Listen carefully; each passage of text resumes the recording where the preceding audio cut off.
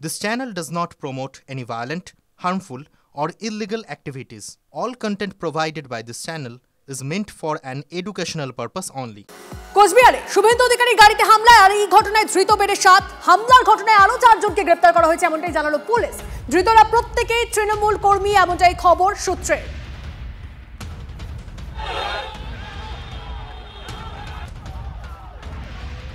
আর শুভেন্দুর উপরই হামলার ঘটনায় উদয়নকে নিশানা অর্জুনের। দল দায়িত্ব দিলে উদয়নকে ঘরে ঢুকিয়ে দেব হুঙ্কার অর্জুন সিংয়ের। সেন্ট্রাল ফোর্স ব্যর্থ, সরব খোদ বিজেপি নেতাই। শুনুন। মমতা ব্যানার্জি ফুল প্লাম ছিল আর তার দায়িত্ব নিয়েছিল উদয়ন গুহ। এই উদয়ন গুহ কে? হরিদাস। এই উদয়ন গুহকে আমি বলছি পার্টিকে আমাকে দায়িত্ব দিক, কুচবিহারে কিভাবে উদয়ন গুহকে ঘরে ঢুকাতে হয় না কোথায় পাঠাতে হয় আমি দেখিয়ে দেবো। ওকে ঘরে ঢোকাবার আমার ক্ষমতা আছে, আমি ঘরে ঢুকিয়ে দেবো। উদয়ন গুহ যে ভাষায় বুঝে সেই ভাষা তাকে জবাব দেওয়া উচিত। সারা বাংলায় বিজেপি কর্মী যেখানেই আছে উদয়ন গুহর মতন লোককে তার সঠিক জবাব দেওয়া উচিত। আর থাকবে আসামে বর্ডারে আর শুভেন্দু অধিকারীকে খুন করাবে আর বাহাল তবিয়তে থাকবে, এটা ঠিক না। এটা মানতে পারছি না আমরা। দূরের থেকে ভৌ ভৌ করা আমাদের এই গ্রামেগঞ্জে আছে না, আমরা যখন গাড়ি নিয়ে যাই তখন হঠাৎ করে বেরিয়ে এসে ভৌ ভৌ ভৌ করে, তারপরে আবার যেই আমরা একটু ঘুরে তাকাই বা ইয়ে হয় সাথে সাথে দৌড় দিয়ে আবার ল্যাচ গুটিয়ে দৌড় দিয়ে পালিয়ে যায়।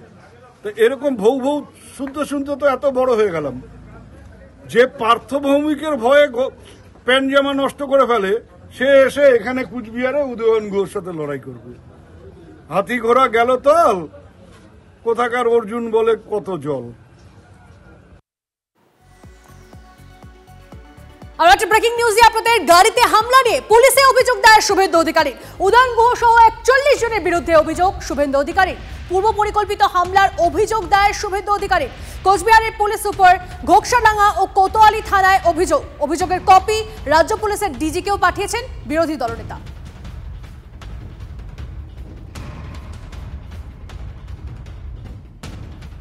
চোরের বেটা উদয়ন গুহকে একটা কথাই বলে যাচ্ছি, উনি এবং হাইকোর্ট নির্দেশে আজকে যা করেছেন, এবারে মাঝে মাঝেই কুচবিহারে আমার উদয়টা দেখতে পাবো।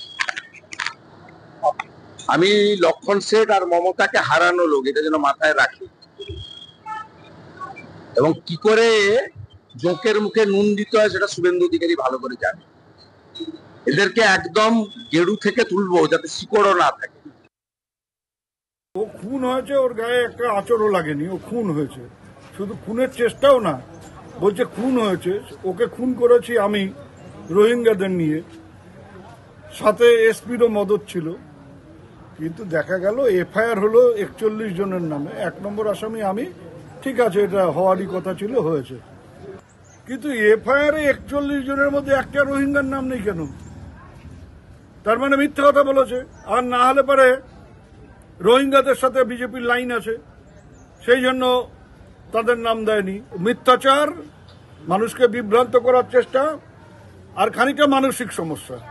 এই রোগের চিকিৎসা তুফানগঞ্জে ভালো হয় উত্তরবঙ্গের মধ্যে, তো ওটা করিয়ে নিতে পারতো, আমরাও সাহায্য করতাম। যতটুকু দেখা যাচ্ছে পূর্ব পরিকল্পিত। এটা তো বাংলার তৃণমূলের নেতারাও, তৃণমূলের কর্মীরাও বলবে এটা পরিকল্পিত হয়েছে। তো পুলিশ ফোর্স থাকার পরেও কেন হলো?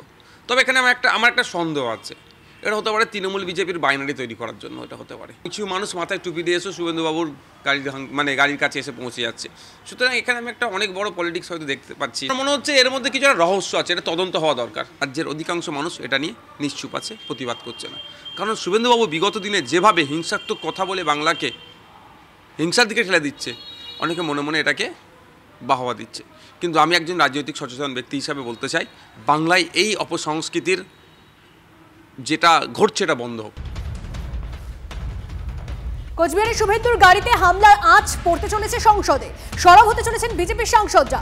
রাজ্যসভায় মুলতবি প্রস্তাব শ্রমিক ভট্টাচার্যের। রাজ্যের বিরোধী দলনেতার গাড়ির উপর হামলার বিষয়টি সংসদে তুলবেন বিজেপি সাংসদরা। কোচবিহারে শুভেন্দুর গাড়িতে হামলা প্রতিবাদে বাসন্তীতে রাজ্য সড়কের টায়ার জ্বালিয়ে অবরোধ বিজেপির। বাসন্তী ব্লকের 2 নম্বর মণ্ডলের পক্ষ থেকে বিক্ষোভ দেখানো হলো পালবাড়ি বাজারে। বিজেপির অবরোধে যান চলাচলে বিঘ্ন, পরে অবরোধ তুলে দেয় বাসন্তী থানার পুলিশ।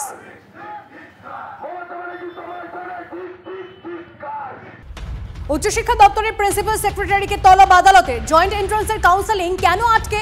কথা বলবো, আমাদের প্রতিনিধি শ্রাবন্তী আমাদের সঙ্গে রয়েছে, আর ডিটেইলসে জানাবেন এই বিষয়টা নিয়ে। শ্রাবন্তী, তন্নিষ্ঠা, বারবার বলার পরেও কেন জয়েন্ট এন্ট্রান্সের পক্ষ থেকে এখনো পর্যন্ত কাউন্সিলিং করা হয়নি সেটাই জানতে চেয়েছেন বিচারপতি কৌশিক চন্দ্র। আজকে রাজ্য সরকারের উত্তরে তিনি অত্যন্ত বিরক্ত হয়েছেন। রাজ্য সরকার জানিয়েছে যে যেহেতু শীর্ষ আদালতে এই মুহূর্তে ওবিসির সমস্ত যে রায় আর সেগুলিতে স্থগিতাদেশ দেওয়া হয়েছে, তাই আপাতত তারা কোনো কাউন্সিলিং এ যেতে চাইছেন না। তবে এই কাউন্সিলিং করা যায় কিনা সেটা তারা ভেবে দেখছেন। এরপরই বিচারপতি কৌশিক চন্দ্র প্রিন্সিপাল সেক্রেটারিকে আসতে নির্দেশ দিয়েছেন। ধন্যবাদ শ্রাবন্তী। কর্তব্য ভবনের উদ্বোধন প্রধানমন্ত্রী। সেন্ট্রাল ভিস্তার নতুন মাইল ফলক, 1.5 লক্ষ বর্গমিটার জুড়ে ভবন, 1.5 লক্ষ বর্গমিটার জুড়ে ভবন, নতুন ভবনের স্বরাষ্ট্র বিদেশ সহ একাধিক মন্ত্রক।